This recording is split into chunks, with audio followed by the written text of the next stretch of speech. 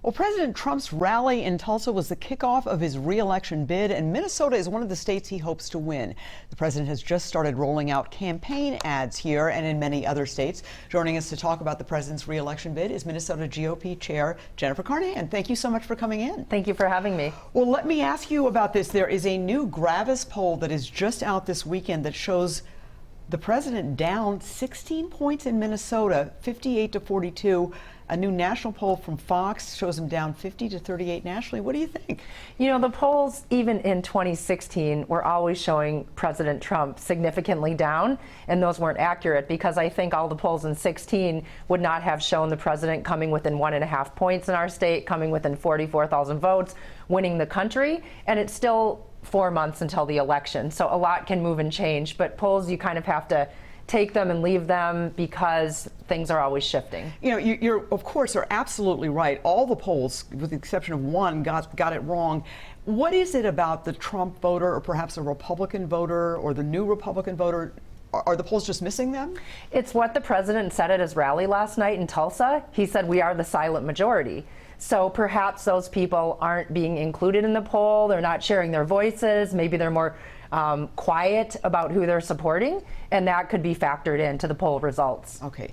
The president getting a lot of criticism for saying last night that he had ordered scaling back of coronavirus testing because if you test more, you're going to get more cases. Then he said it was a joke. A lot of people not laughing. Your thoughts? I think with coronavirus, I had seen a report come out lately saying that they are counting the cases if they test a person more than one time.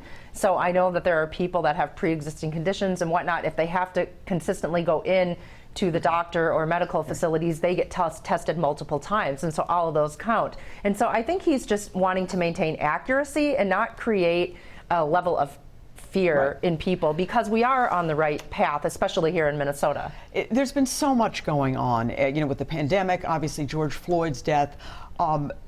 Do you think that the enthusiasm for President Trump is diminished? I mean, there were not as many people there last night as the president had expected. I don't, I think. You know, for a kickoff, the first time, you know, when we've basically all been sheltered in place as a country and a world for many, many months, to have thousands and thousands of people turn out for him shows the enthusiasm and the support behind his candidacy for re-election.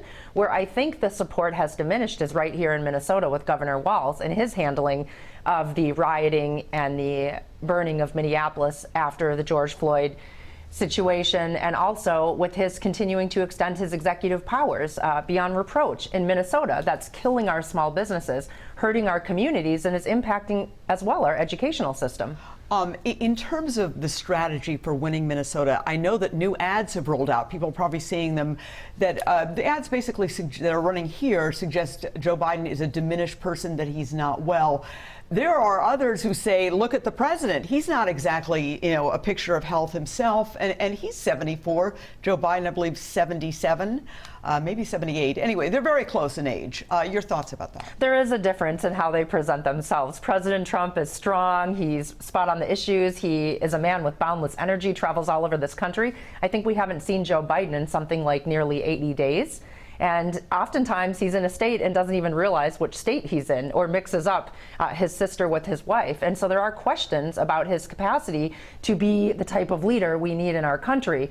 But we feel very strong about President Trump here. The Republican National Committee and the president's campaign are targeting Minnesota in a very intense way. We've made more direct voter contacts at this point this cycle than we did in all of 2018, and there's going to be millions of dollars pouring into the state. So we will do everything we can to turn out the voters and help try to deliver Minnesota. All right. Well, GOP Chair Jennifer Carnahan, always a pleasure. Thank you so much for coming in. Thank you. Appreciate it.